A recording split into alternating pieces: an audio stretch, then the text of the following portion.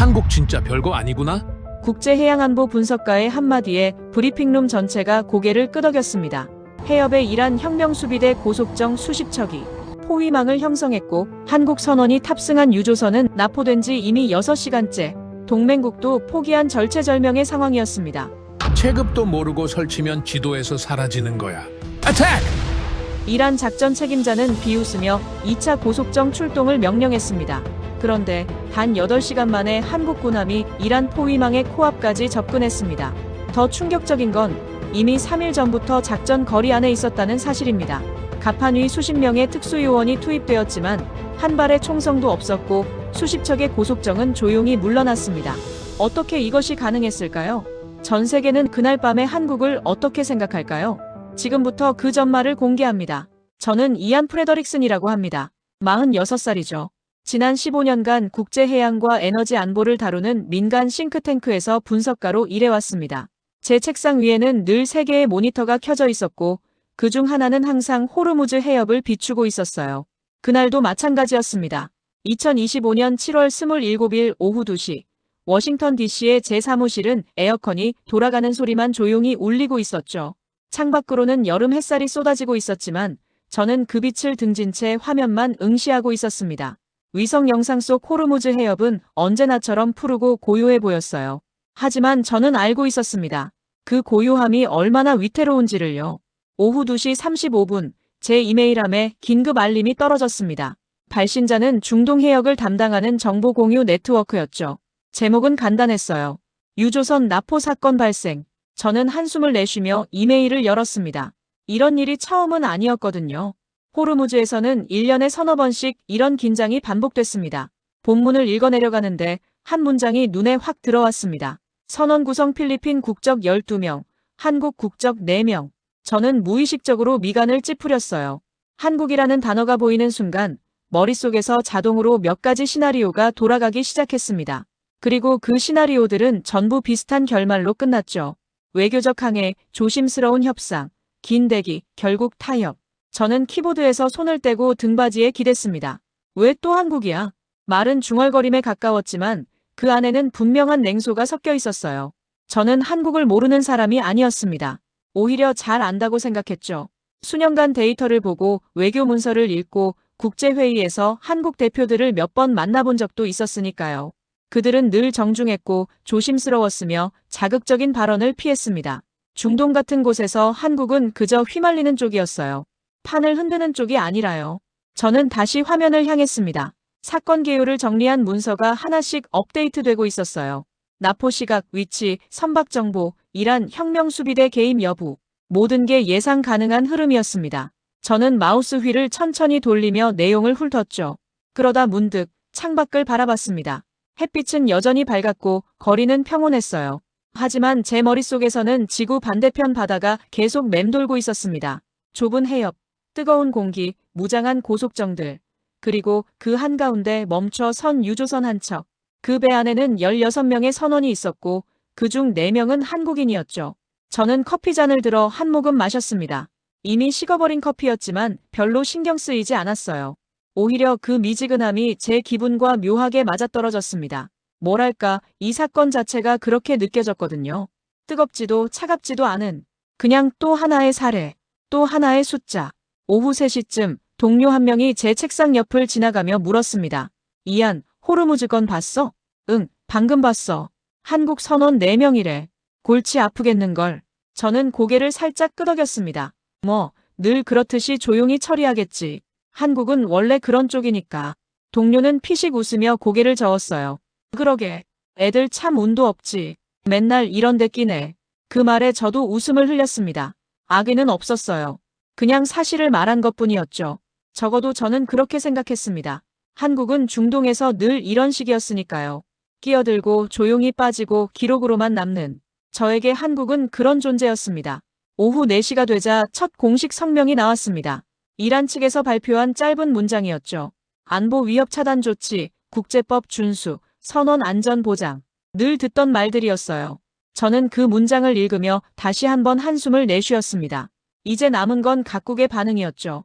미국은 즉각 성명을 냈고 유럽연합도 우려를 표명했습니다. 하지만 한국 쪽은 조용했어요. 몇 시간이 지나도록 공식 입장이 나오지 않았죠. 저는 그게 당연하다고 생각했습니다. 한국은 늘 신중했으니까요. 말을 아끼고 상황을 지켜보고 외교 채널로만 움직이는, 그게 제가 아는 한국의 방식이었습니다.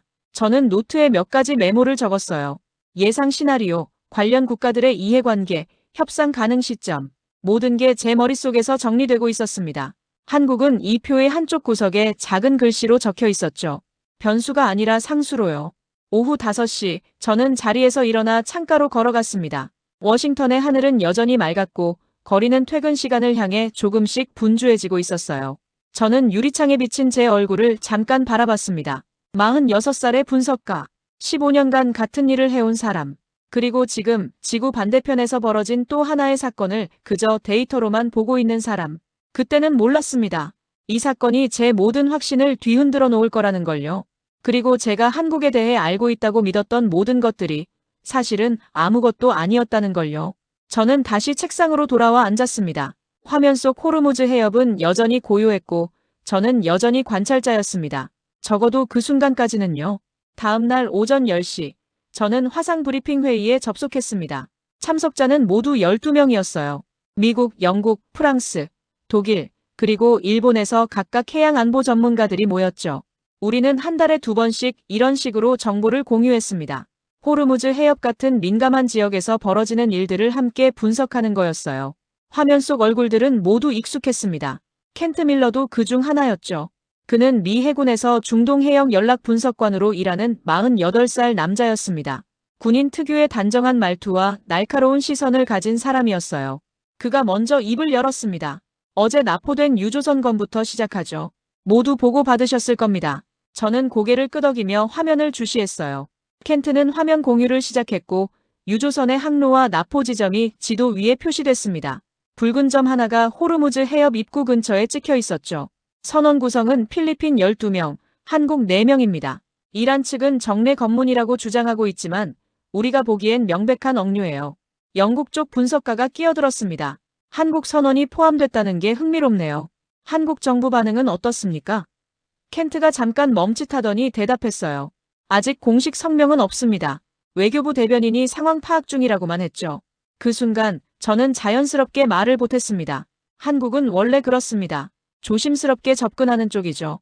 목소리를 높이기보다는 뒤에서 조용히 처리하는 걸 선호해요. 프랑스 쪽 분석가가 고개를 끄덕였어요. 맞습니다. 지난번 2021년 사례 때도 그랬죠. 결국 협상으로 풀었잖습니까? 저는 화면 속 그의 얼굴을 보며 속으로 동의했습니다. 2021년 한국 선박이 이란 해역에서 억류됐을 때도 똑같았어요. 몇 달간 조용한 협상이 이어졌고 결국 외교적으로 해결됐죠. 무력은 전혀 사용되지 않았습니다. 저는 그게 한국의 방식이라고 생각했어요. 그리고 그건 틀린 게 아니었습니다. 적어도 그때까지는요. 켄트가 다시 말을 이었습니다. 한국 해군 자산이 이 지역에 있긴 합니다. 청해부대 소속 구축함 한 척이 아덴만 쪽에 배치돼 있어요. 하지만 호르무즈까지는 거리가 있죠. 독일 쪽 분석가가 물었습니다. 움직일 가능성은요? 켄트는 잠깐 생각하는 듯 하더니 고개를 저었어요. 낮습니다. 한국은 이런 상황에서 군사적 옵션을 쓰지 않아요. 외교 라인이 먼저 움직일 겁니다. 저는 그 말에 완전히 동의했습니다. 제 머릿속에서도 똑같은 결론이 나와 있었거든요. 한국은 여기서 함정을 움직이지 않을 거라고요. 그럴 이유도 없고 그럴 배짱도 없다고요. 저는 노트북 화면 옆에 놓인 커피를 한 모금 마셨습니다. 미지근했지만 신경 쓰이지 않았어요. 일본 쪽 분석가가 조심스럽게 말했습니다. 그래도 자국민이 포함됐으니 뭔가 움직임은 있지 않을까요? 켄트가 대답했습니다. 물론 외교적 압박은 있겠죠.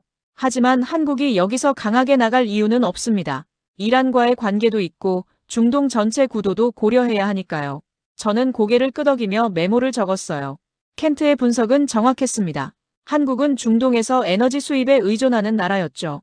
이란을 자극할 이유가 없었습니다. 그리고 무엇보다 한국은 늘 그렇게 해왔어요. 조용히, 신중하게, 외교적으로. 브리핑은 30분 정도 더 이어졌습니다.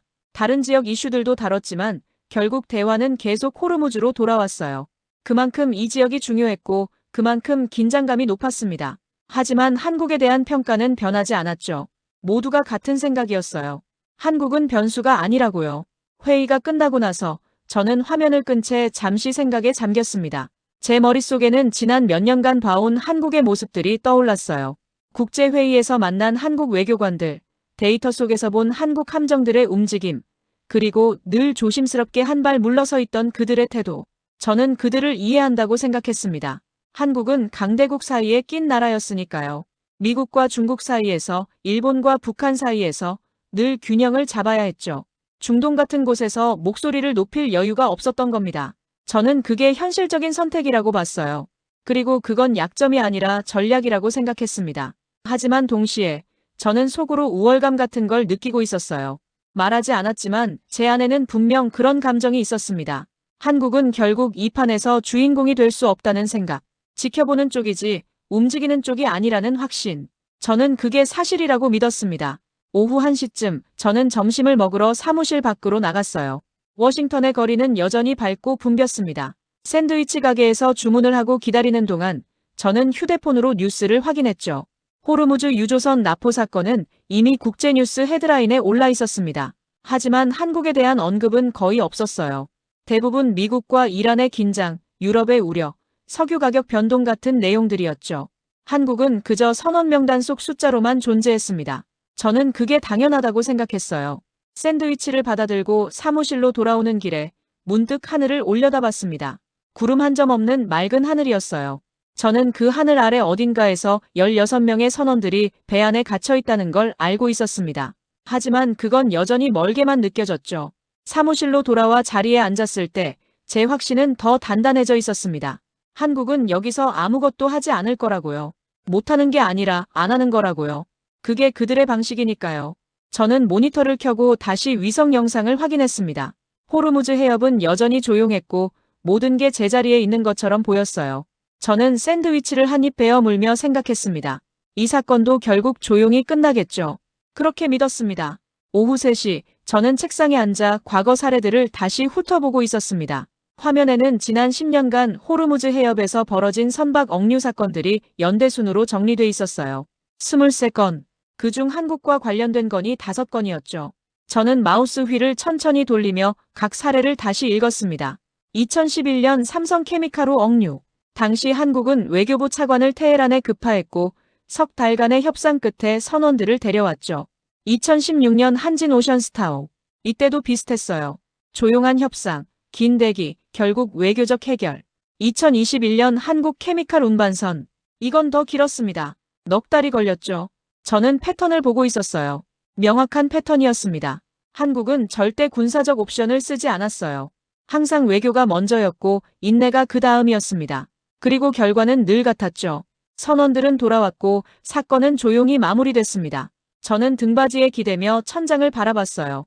사무실 천장에는 형광등이 규칙적으로 박혀 있었고 그중 하나가 미세하게 깜빡이고 있었습니다. 저는 그 깜빡임을 멍하니 바라보며 생각했습니다. 한국은 여기서 판을 흔들 나라가 아니라고요. 그건 비난이 아니었어요. 저는 그저 사실을 말하고 있을 뿐이었습니다. 한국은 중견국이었죠. 경제는 강했지만 군사적으로는 제약이 많았습니다. 북한이라는 변수가 있었고 주변에는 강대국들이 둘러싸고 있었어요. 중동 같은 먼 곳에서 무력을 쓴다는 건 한국에게는 너무 큰 모험이었습니다. 저는 다시 화면으로 시선을 돌렸어요. 2021년 사례를 다시 클릭했습니다. 당시 언론 보도들이 줄줄이 나왔죠. 저는 그중 하나를 열어 읽기 시작했습니다. 한국 정부의 신중한 접근, 외교부의 지속적인 협상 노력, 국민들의 인내심 있는 기다림. 모든 게 예상 가능한 서사였어요. 그때 제 휴대폰이 진동했습니다. 문자 메시지였죠. 켄트 밀러였어요. 이안, 혹시 한국 쪽 움직임 포착했어? 우리 쪽에선 아직 아무것도 없는데. 저는 피식 웃으며 답장을 쳤습니다. 없을 겁니다. 한국은 지금 외교 라인 가동 중일 거예요. 함정 움직임 같은 건 기대 안 하는 게 좋을 듯합니다. 답장은 금방 왔어요. 그렇겠지. 뭐 예상대로네. 저는 휴대폰을 내려놓고 다시 화면을 봤습니다. 위성 추적 시스템에는 중동 해역의 모든 주요 함정들이 표시돼 있었어요. 미국 항모전단, 영국 구축함, 프랑스 호위함, 그리고 한국 함정도 하나 보였습니다. 청해부대 소속 구축함.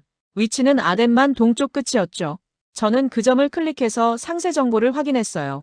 함명, 배수량, 무장, 승조원 수. 모든 데이터가 나왔습니다. 저는 그 정보를 훑어보다가 호르무즈까지의 거리를 계산해봤어요.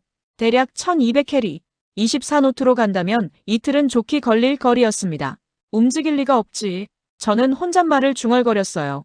설령 움직인다 해도 도착할 때쯤이면 사건은 이미 외교적으로 해결돼 있을 겁니다. 한국은 그런 비효율을 택하지 않을 거라고 저는 확신했어요.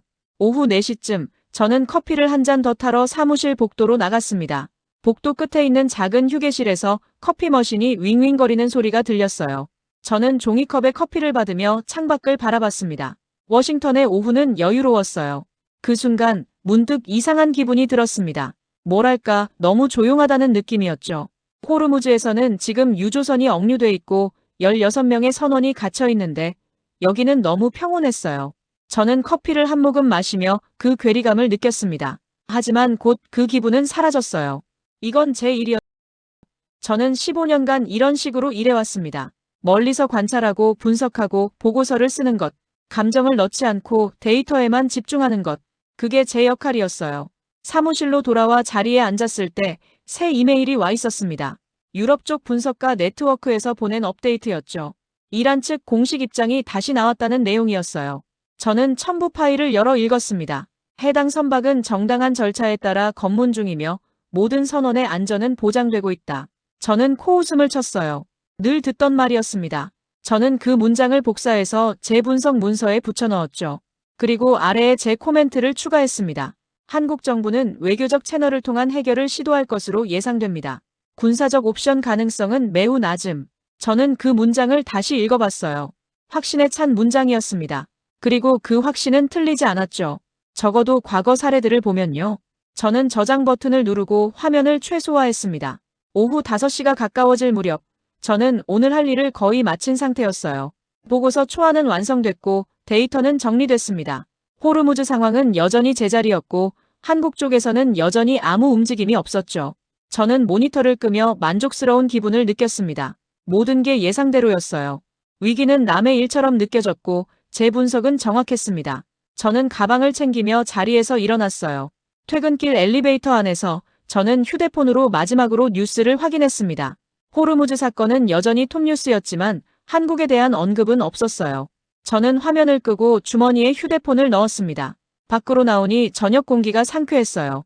저는 차를 향해 걸으며 생각했습니다. 내일쯤이면 한국 외교부에서 성명이 나오겠죠. 조용하고 신중한 문장들로 가득한 성명.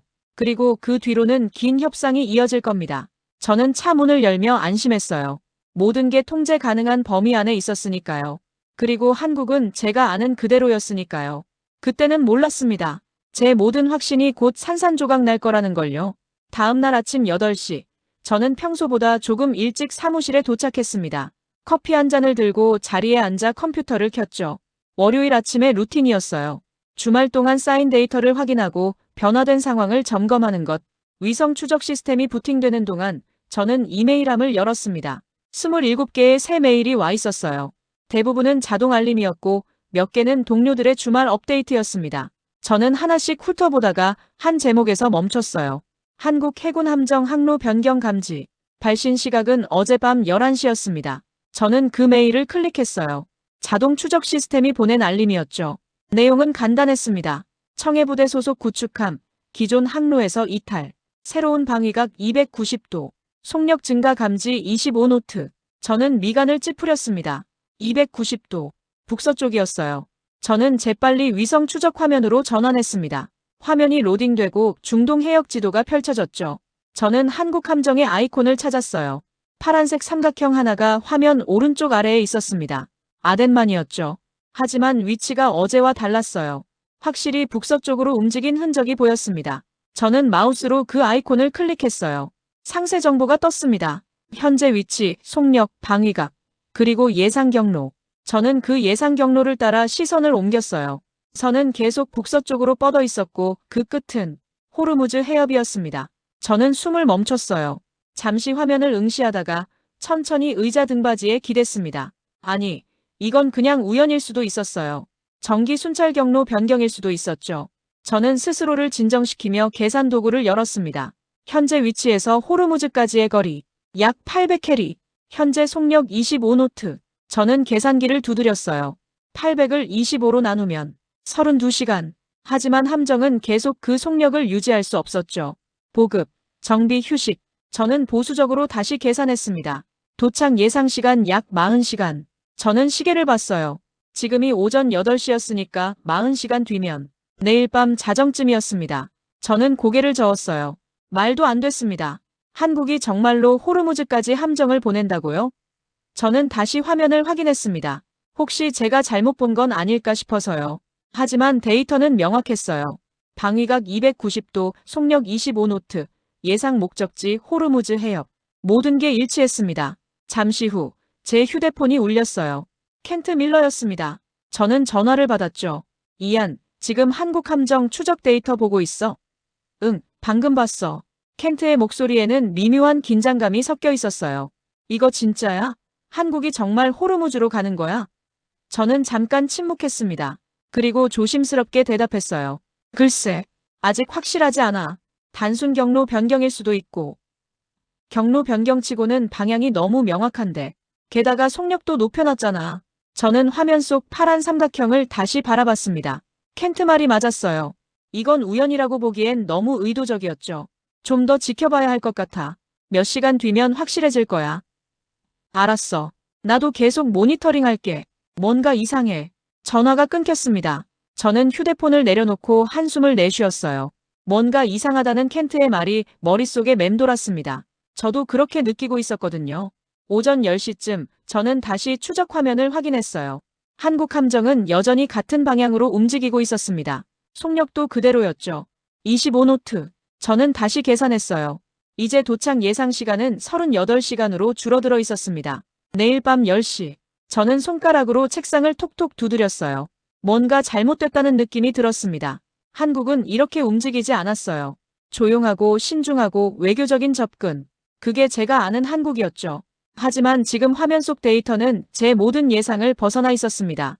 오전 11시, 저는 켄트에게 다시 전화를 걸었어요. 켄트, 혹시 한국 쪽에서 공식 성명 나온 거 있어? 아직 없어. 외교부는 여전히 침묵이야. 국방부도 마찬가지고. 그럼 이건 뭐지? 켄트도 답을 하지 못했습니다. 잠시 침묵이 흘렀어요. 그리고 그가 조심스럽게 말했습니다. 이안, 혹시 우리가 한국을 잘못 봤던 거 아닐까? 저는 그 말에 움찔했어요. 잘못 봤다고요? 저는 15년간 이 일을 해왔습니다. 데이터를 보고 패턴을 분석하고 예측을 내놓는 일. 제 분석이 틀릴 리 없었어요. 아니야. 한국은 늘 이런 식이었어. 과거 사례들을 봐. 전부 외교로 해결했잖아. 그래. 하지만 지금은 다를 수도 있어. 저는 대답하지 않았습니다. 다를 수도 있다는 말이 머릿속에서 울렸죠. 하지만 저는 그 가능성을 받아들이고 싶지 않았어요. 정오가 되자 저는 점심을 거른 채 계속 화면만 바라보고 있었습니다. 한국 함정은 멈추지 않았어요. 여전히 북서쪽으로, 여전히 25노트로, 여전히 호르무즈를 향해 움직이고 있었습니다. 저는 다시 계산했어요. 도착 예상 시간 35시간, 내일 밤 7시. 시간이 계속 줄어들고 있었습니다. 그 순간 새로운 데이터가 업데이트됐어요. 저는 화면을 확대했습니다. 한국 함정의 속력이 다시 증가한 거였어요. 28노트. 저는 숨을 들이켰습니다. 재계산. 도착 예상 시간 30시간. 내일 오후 2시. 저는 의자에서 벌떡 일어났어요. 심장이 빠르게 뛰기 시작했습니다. 이건 단순한 경로 변경이 아니었어요. 한국은 정말로 가고 있었습니다. 호르무즈로. 그것도 최대한 빨리. 저는 사무실 안을 왔다 갔다 했어요. 머릿속이 복잡했습니다. 이건 제가 예상한 시나리오가 아니었죠. 한국은 외교로 풀어야 했어요. 조용히 신중하게. 그게 맞는 거였습니다. 하지만 화면 속 파란 삼각형은 제 생각 따위는 신경 쓰지 않았어요. 그저 묵묵히 앞으로 나아가고 있었습니다. 오후 2시, 저는 다시 자리에 앉아 최종 계산을 했습니다. 현재 속력 유지 시 한국 함정은 내일 오후 1시쯤 호르무즈 해협 인근에 도착할 예정이었어요. 불과 25시간 뒤였습니다. 저는 화면을 멍하니 바라보며 깨달았어요. 제가 틀렸다는 걸요. 한국에 대해 제가 알고 있다고 믿었던 모든 것들이 지금 이 순간 무너지고 있다는 걸요. 그리고 그건 시작에 불과했습니다. 밤 9시 30분. 저는 여전히 사무실에 있었습니다. 모니터 3개가 전부 켜져 있었고 각각 다른 데이터를 보여주고 있었어요. 왼쪽은 위성 영상, 가운데는 함정 추적, 오른쪽은 통신 모니터링. 저는 의자에 앉아 새 화면을 번갈아 보고 있었습니다. 한국 함정은 이제 50해리 지점에 있었어요. 1시간 반이면 호르무즈 해협에 도착할 거리였죠. 이란 고속정들은 여전히 해협 중앙에 집결해 있었습니다. 35척. 모두 전투 대형을 갖추고 있었어요. 제 휴대폰이 계속 울렸습니다. 켄트, 유럽 쪽 동료들, 일본 분석가 모두 같은 질문을 했어요. 한국이 정말 들어갈 거냐고요. 저는 대답할 수가 없었습니다. 저도 몰랐으니까요. 밤 10시 첫 번째 변화가 포착됐습니다. 한국 함정에서 헬기가 이륙한 거였어요. 저는 화면을 확대했습니다. 위성 영상의 해상도는 높지 않았지만 헬기의 움직임은 명확하게 보였어요. 구축함 후미 갑판에서 작은 점 하나가 떠올라 공중으로 올라갔습니다. 그리고 함정보다 앞서 북서쪽으로 날아가기 시작했죠. 저는 숨을 멈췄어요. 헬기 이륙. 이건 단순한 경계가 아니었습니다. 전투 준비였어요. 켄트에게서 전화가 왔습니다. 이안, 헬기 봤어? 응, 방금 봤어. 이건 진짜야. 한국이 정말로 할 생각이야. 저는 대답하지 못했어요. 목이 메는 것 같았습니다. 켄트의 목소리가 다시 들렸죠. 우리 쪽 정보에 따르면 한국 함정의 무장 시스템도 활성화된 것 같아. 레이더 신호가 바뀌었어. 무장 시스템? 응. 미사일, 함포, 근접 방어 시스템. 전부 가동 상태야. 저는 의자에서 일어났어요. 다리에 힘이 풀리는 것 같았지만 저는 창가로 걸어갔습니다. 워싱턴의 밤하늘은 맑았어요. 별들이 보였죠. 하지만 지구 반대편에서는 지금 다른 밤이 펼쳐지고 있었습니다. 밤 10시 45분, 두 번째 변화. 한국 함정의 속력이 줄어들기 시작했어요. 28노트에서 15노트로. 저는 화면을 뚫어져라 바라봤습니다. 멈추는 건가? 드디어 멈추는 건가? 하지만 아니었어요. 함정은 멈춘 게 아니라 속력을 조절한 거였습니다. 그리고 몇 분 뒤 이유를 알 수 있었죠. 위성 영상에서 함정의 윤곽이 바뀌는 게 보였어요. 갑판 위에 뭔가가 나타나고 있었습니다. 저는 화면을 최대한 확대했습니다. 해상도가 떨어졌지만 그래도 알 수 있었어요. 사람들이었습니다. 갑판 위에 사람들이 줄지어 서 있었어요. 완전 무장한 모습이었습니다. 헬멧, 방탄복, 그리고 무기. 한국 해군 특수요원들이었죠. 저는 숨을 크게 들이켰습니다. 켄트의 목소리가 다시 들렸어요. 전화는 계속 연결돼 있었습니다. 이안, 저거 봐. 보고 있어. 저건 상륙 준비야. 한국이 정말로 유조선을 탈환하려는 거야. 저는 대답할 수가 없었습니다. 머릿속이 하얘졌어요. 한국이 직접 탈환 작전을 35척 이란 고속정 앞에서 밤 11시 한국 함정은 호르무즈 해협 입구에서 20헬이 떨어진 지점에 도착했습니다. 그리고 멈췄어요. 완전히 멈춘 게 아니라 저속으로 전진하며 위치를 유지하기 시작했습니다. 이란 고속정들도 반응했어요. 절반 정도가 한국 함정 쪽으로 방향을 틀었습니다. 17척. 그들은 빠르게 접근하기 시작했죠. 저는 화면을 보며 손을 떨었어요. 이제 정말로 시작되는 건가요? 총성이 울릴 건가요? 밤 11시 15분 한국 함정에서 또 다른 신호가 나왔습니다. 강력한 레이더 신호였어요. 사격 통제 레이더. 목표물을 조준할 때 사용하는 레이더였죠. 켄트가 거의 소리를 지르다시피 했습니다. 이안, 한국이 조준하고 있어. 저는 화면에서 눈을 뗄 수가 없었어요. 붉은 점들과 파란 삼각형 하나. 그 사이의 거리가 점점 좁혀지고 있었습니다. 하지만 그 순간 저는 뭔가 이상한 걸 느꼈어요. 한국 함정은 움직이지 않았습니다. 그저 그 자리에서 조용히 떠 있을 뿐이었죠. 무장은 활성화돼 있었지만 공격적인 기동은 없었어요. 헬기는 상공을 선회하고 있었고 특수요원들은 갑판에 서 있었습니다. 그리고 그 모습이 묘하게도 압도적이었어요. 저는 숨을 참으며 화면을 응시했습니다. 이란 고속정들이 점점 가까워지고 있었어요. 10해리, 8해리, 6해리. 하지만 한국 함정은 여전히 움직이지 않았습니다. 그때였어요. 이란 고속정 중 선두에 있던 세 척이 갑자기 속력을 줄이기 시작했습니다. 저는 눈을 크게 떴어요. 뭔가 변하고 있었습니다. 켄트가 중얼거렸습니다. 뭐야? 저들 왜 멈춰? 저도 궁금했어요. 하지만 곧 이유를 알 수 있었습니다. 통신 모니터링 화면에 새로운 메시지가 떴거든요. 이란 혁명수비대 내부 통신이었어요. 암호화돼 있었지만 일부가 해독됐습니다. 한국 함정 무장 상태 확인. 대함 미사일 사거리 내 진입 위험. 접근 중단 검토. 저는 그 문장을 읽으며 깨달았습니다. 이란은 지금 계산하고 있는 거였어요. 한국 함정 한 척을 상대하는 게 과연 이익인지를요. 밤 11시 30분, 이란 고속정들의 대형이 흐트러지기 시작했습니다. 몇 척은 여전히 전진했지만 대부분은 거리를 유지하기 시작했어요. 그리고 한국 함정은 여전히 그 자리에 있었습니다. 조용히 움직이지 않고 하지만 모든 무장을 준비한 채로. 저는 그 장면을 보며 전율을 느꼈어요. 한국은 한 발도 쏘지 않았습니다. 고함도 지르지 않았어요. 그저 거기 있었을 뿐이었죠. 하지만 그 존재 자체가 메시지였습니다. 우리는 여기 있다. 그리고 우리는 물러서지 않을 것이다. 저는 의자에 주저앉았어요. 심장이 미칠 듯이 뛰고 있었습니다. 손은 떨렸고 이마에는 식은땀이 맺혀 있었죠. 켄트의 목소리가 들렸습니다. 이안, 이거 봐. 이란이 물러서고 있어. 저는 화면을 봤어요. 정말로 이란 고속정들이 하나둘 거리를 벌리고 있었습니다. 그날 밤은 아직도 제 잔상처럼 남아 있습니다. 어둠 속에서 조용히 떠있던 한국 함정, 갑판 위에 서 있던 특수요원들, 그리고 그 앞에서 물러서기 시작한 35척의 고속정들. 저는 그날 밤 처음으로 한국을 제대로 봤습니다. 자정이 지나고 상황은 더욱 명확해졌습니다. 저는 여전히 화면 앞에 앉아 있었어요. 커피는 이미 7잔째였고 눈은 충혈돼 있었습니다. 하지만 화면에서 눈을 뗄 수가 없었죠. 새벽 1시, 이란 고속정들의 움직임에 결정적인 변화가 생겼습니다. 선두에 있던 고속정들이 완전히 방향을 틀기 시작한 거예요. 북서쪽에서 남동쪽으로, 한국 함정에서 멀어지는 방향이었습니다.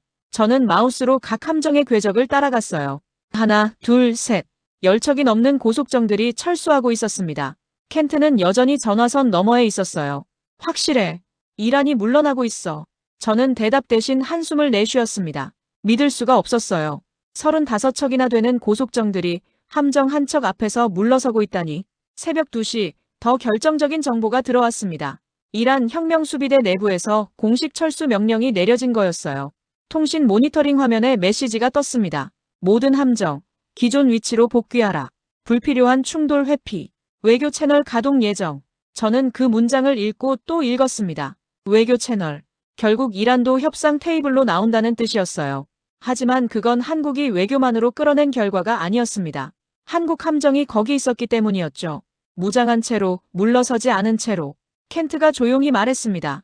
이안, 이거 명백한 승부야. 승부.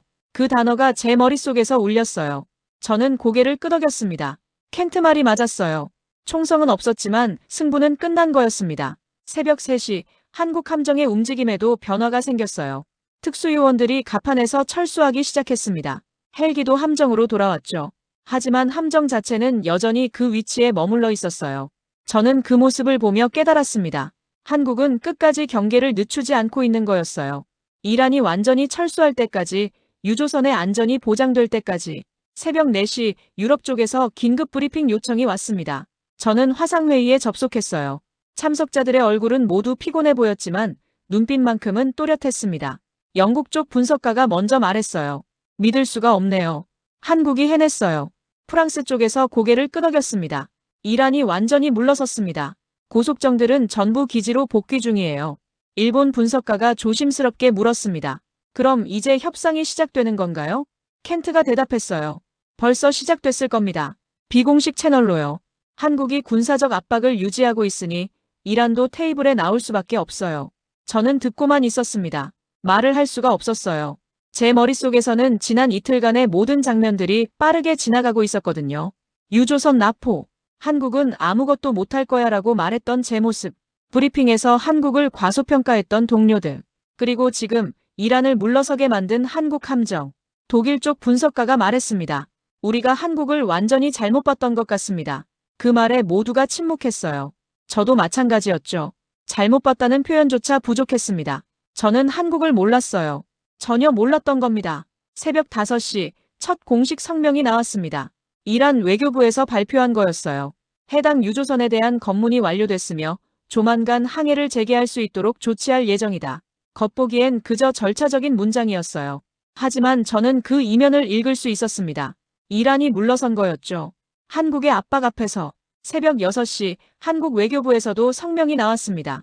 우리 국민의 안전을 최우선으로 모든 가능한 조치를 취하고 있으며 관련국과의 협의를 지속하고 있다. 조용한 문장이었어요. 하지만 그 뒤에는 호르무즈 해협에 떠있는 함정 한 척이 있었습니다. 저는 성명을 읽으며 웃음이 나왔어요. 쓴웃음이었죠. 한국은 처음부터 이렇게 할 계획이었던 걸까요? 조용히 움직이고 말없이 압박하고 결과로 말하는 것. 새벽 7시 태양이 떠오르기 시작했습니다. 워싱턴의 아침 하늘은 분홍빛이었어요. 저는 창가에 서서 그 하늘을 바라봤습니다. 지구 반대편에서는 지금 낮이 되고 있겠죠. 켄트에게서 마지막 전화가 왔어요. 이안, 이제 자러 가. 응, 그래야겠지. 근데 말이야. 응. 켄트가 잠시 망설이더니 말했습니다. 우리가 한국에 대해 다시 공부해야 할 것 같아. 저는 고개를 끄덕였어요. 전화기 너머로는 보이지 않았겠지만요. 그래, 그래야겠어. 전화를 끊고 저는 다시 화면을 봤습니다. 한국 함정은 여전히 거기 있었어요. 움직이지 않고 조용히 하지만 확고하게. 저는 그 모습을 한참 바라봤습니다. 그리고 처음으로 인정했어요. 제가 틀렸다고. 한국은 약한 나라가 아니었습니다. 조용한 나라였을 뿐이었어요.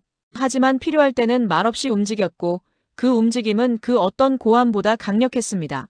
저는 노트북을 닫았어요. 그리고 가방을 챙겨 사무실을 나섰습니다. 복도는 텅 비어 있었고 제 발소리만 울렸죠. 엘리베이터 안에서 저는 문득 생각했습니다. 앞으로 국제브리핑에서 한국 이야기가 나오면 저는 다르게 말할 거라고요. 과소평가하지 않을 거라고요. 왜냐하면 저는 봤으니까요. 그날 밤 호르무즈 해협에서 한국이 어떻게 움직이는지를요. 그리고 그건 제 모든 예상을 뛰어넘는 것이었습니다. 사흘이 지났습니다. 저는 다시 제 사무실 책상 앞에 앉아 있었어요. 모니터에는 최종 보고서가 떠 있었습니다. 호르무즈 해협 유조선 납포 사건. 발생부터 해결까지의 전 과정을 정리한 문서였죠. 손가락은 키보드 위에 올려져 있었지만 저는 타이핑하지 못하고 있었습니다. 화면을 멍하니 바라볼 뿐이었어요. 마지막 단락을 어떻게 써야 할지 고민하고 있었거든요. 창밖으로는 7월의 햇살이 쏟아지고 있었습니다. 워싱턴의 거리는 평온했어요. 사람들은 일상을 살아가고 있었고 차들은 규칙적으로 신호를 기다렸습니다. 모든 게 정상이었죠. 하지만 저는 달라져 있었어요. 그날 아침 뉴스를 확인했을 때 작은 기사 하나를 봤습니다. 호르무즈 해협에서 억류됐던 유조선이 항해를 재개했다는 내용이었죠. 선원 16명 전원 무사. 그중 한국인 4명도 포함됐다고 했습니다. 기사는 짧았어요. 국제면 한 구석에 실린 5줄짜리 단신이었죠. 대부분의 사람들은 그냥 지나쳤을 겁니다. 하지만 저는 그 5줄을 10번도 넘게 읽었어요. 그 뒤에 숨겨진 이야기를 알고 있었으니까요. 오전 10시쯤 켄트에게서 전화가 왔습니다. 선원들 귀국 일정 나왔어. 모레 인천공항 도착이래. 그래. 다행이네. 켄트가 잠시 침묵하더니 조심스럽게 물었어요. 보고서는 다 썼어? 거의. 마지막 부분만 남았어. 뭐라고 쓸 건데? 저는 화면을 바라보며 대답했습니다. 아직 잘 모르겠어. 켄트는 웃었어요. 이해한다는 듯한 웃음이었죠. 나도 그래. 이번 건 정말 뭐라고 정리해야 할지 모르겠더라. 전화를 끊고 저는 다시 보고서를 내려다봤습니다. 지난 사흘간 정리한 내용들이 줄줄이 나열돼 있었어요. 사건 발생 시각, 관련국 대응, 한국 해군의 움직임, 이란의 철수, 외교적 협상 과정. 모든 게 팩트였습니다. 객관적이고 정확하고 검증 가능한 사실들이었죠. 하지만 뭔가 빠져 있었어요. 저는 스크롤을 맨 위로 올렸습니다. 그리고 제가 사흘 전에 썼던 첫 문장을 다시 읽었어요. 한국은 조용한 외교로 문제를 해결할 것으로 예상됨. 저는 피식 웃었습니다. 쓴웃음이었어요. 이 문장은 완전히 틀렸죠. 한국은 외교만 쓰지 않았습니다. 함정을 보냈고 무장을 준비했고 물러서지 않았어요. 하지만 동시에 한국은 한 발도 쏘지 않았습니다. 저는 커서를 그 문장에 갖다 댔어요. 지울까 망설였습니다. 하지만 결국 지우지 않았어요. 대신 그 아래에 새로운 문장을 추가했죠. 그러나 한국의 대응은 예상을 완전히 벗어났다. 오후 1시, 저는 점심을 먹으러 나갔습니다. 평소 가던 샌드위치 가게였어요. 주문을 하고 기다리는 동안 저는 가게 TV를 무심코 바라봤습니다. 뉴스가 나오고 있었어요. 중동 관련 소식이었죠. 아나운서는 호르무즈 해협이 긴장 완화에 대해 짧게 언급했습니다. 하지만 한국에 대한 이야기는 없었어요. 저는 그게 당연하다고 생각했습니다. 한국은 애초에 목소리를 높이지 않았으니까요. 언론의 주목도 받지 않았죠. 그저 조용히 움직였고 조용히 결과를 만들어냈습니다. 샌드위치를 받아들고 밖으로 나왔을 때 문득 생각했어요. 이게 한국의 방식인가 보다고요. 떠들지 않고 과시하지 않고 그저 필요한 일을 하는 것. 사무실로 돌아와 다시 보고서 앞에 앉았습니다. 이번엔 마지막 단락에 집중했어요. 결론 부분이었죠. 본 사건을 통해 확인된 것은 저는 문장을 시작했다가 멈췄습니다. 확인된 게 뭐죠? 한국의 군사력? 외교 능력? 아니었어요. 그것들은 이미 알려진 사실이었습니다. 저는 키보드에서 손을 떼고 뒤로 기댔어요. 천장을 바라보며 생각했습니다. 이번에 제가 진짜 배운 게 뭐였을까요? 그때 문득 그 밤의 장면이 떠올랐습니다. 어둠 속에서 조용히 떠있던 한국 함정. 갑판 위에 줄지어 선 특수요원들, 그리고 그 앞에서 하나둘 물러서던 이란 고속정들. 총성은 없었어요. 고함도 없었죠. 하지만 그 침묵이 그 어떤 소리보다 강렬했습니다. 저는 다시 키보드 앞으로 몸을 숙였어요. 그리고 천천히 타이핑하기 시작했습니다. 진짜 강함은 소리치지 않는다. 문장을 쓰고 나서 저는 잠시 멈췄어요. 맞는 말 같았습니다. 한국은 소리치지 않았어요. 협박하지도 과시하지도 않았죠. 그저 거기 있었을 뿐이었습니다. 하지만 그 존재 자체가 메시지였어요. 저는 문장을 이어갔습니다. 한국은 조용히 움직였고 세계는 그 밤에야 그것을 보았다. 아니, 정확히는 나만 몰랐던 것인지도 모른다. 마지막 문장을 쓰고 나니 뭔가 후련했어요. 이건 단순한 사건 보고서가 아니었습니다. 제 고백이었죠. 오후 3시쯤 동료 한 명이 제 책상에 들렀습니다. 이안, 호르무즈 건 보고서 다 썼어? 응, 방금 마쳤어. 어때? 한국 대응 어땠어? 저는 잠시 생각하다가 대답했어요. 놀라웠어. 완전히 예상 밖이었지. 동료가 고개를 끄덕였습니다. 그러게. 한국이 그렇게 나올 줄은 몰랐지. 근데 결과는 좋았네. 선원들도 무사히 돌아오고. 한 발도 안 쏘고 말이야. 동료가 웃으며 말했어요. 그게 제일 중요하지. 평화적 해결. 한국이 잘한 거야. 저는 고개를 끄덕였습니다. 하지만 속으로는 생각했어요. 평화적 해결. 맞는 말이에요.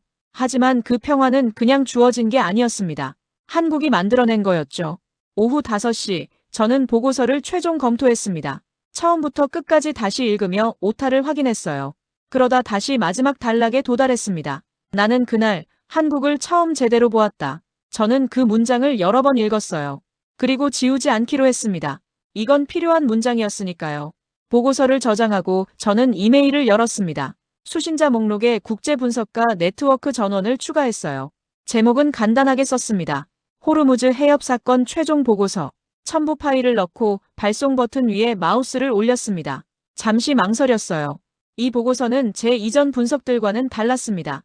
더 솔직했고 더 주관적이었죠. 하지만 저는 발송 버튼을 눌렀습니다. 이메일이 전송됐다는 알림이 떴어요. 저는 모니터를 끄고 자리에서 일어났습니다. 창가로 걸어가 밖을 내다봤죠. 해가 지고 있었습니다. 워싱턴의 하늘은 주황빛으로 물들어 있었어요. 저는 그 노을을 바라보며 생각했습니다. 지구 반대편에서는 지금 아침이겠죠. 한국에서는 새로운 하루가 시작되고 있을 겁니다. 그리고 4명의 선원들은 곧 집으로 돌아갈 거예요. 저는 주머니에서 휴대폰을 꺼냈습니다. 켄트에게 문자를 보냈어요. 보고서 보냈어. 읽어봐. 답장은 금방 왔습니다. 알았어. 근데 이안, 우리 다음 브리핑 때 한국 얘기 나오면 조심해야 할 것 같아. 이제 함부로 예측하면 안 될 것 같거든. 저는 웃으며 답장을 쳤어요. 그러게. 나도 그렇게 배웠어. 휴대폰을 주머니에 넣고 저는 다시 노을을 바라봤습니다. 하늘은 점점 어두워지고 있었어요. 별들이 하나둘 나타나기 시작했죠. 저는 문득 깨달았습니다. 제가 한국에 대해 정말로 아는 게 얼마나 적었는지를요. 15년간 데이터를 받고 보고서를 읽었고 회의에 참석했지만 저는 한국을 몰랐습니다. 겉모습만 봤을 뿐이었어요. 하지만 그날 밤 호르무즈 해협에서 저는 처음으로 속을 봤습니다. 조용하지만 단단한 의지, 떠들지 않지만 흔들리지 않는 확신, 그리고 필요할 때 주저없이 움직이는 결단력. 가방을 챙기고 사무실을 나서며 저는 생각했습니다. 앞으로 국제 무대에서 한국을 다시 만나게 되면 저는 다르게 볼 거라고요. 과소평가하지 않을 거라고요. 왜냐하면 저는 이제 알았으니까요. 진짜 강함은 소리치지 않는다는 걸요. 한국은 조용히 움직였고 세계는 그제야 그것을 봤습니다. 아니, 적어도 저는 그때 봤어요. 엘리베이터가 1층에 도착했습니다. 문이 열리고 저는 밖으로 나갔어요. 밤 공기가 시원했습니다. 차를 향해 걸으며 저는 마지막으로 하늘을 올려다봤습니다. 별들이 총총히 박혀 있었어요. 그 별들 아래 어딘가에 한국이 있었습니다. 그리고 저는 이제 알았어요. 한국이 어떤 나라인지를요. 조용하지만 강한 나라. 떠들지 않지만 흔들리지 않는 나라. 그리고 필요할 때는 말없이 움직이는 나라. 저는 차 문을 열며 미소 지었습니다. 그날 밤의 장면이 다시 한번 떠올랐어요. 어둠 속에서 조용히 떠있던 함정. 그 위에 선 사람들. 그리고 그들이 지켜낸 16명의 생명. 저는 시동을 걸고 집으로 향했습니다. 그날 저는 한국을 처음 제대로 봤습니다. 그리고 그 기억은 평생 남을 것 같았어요.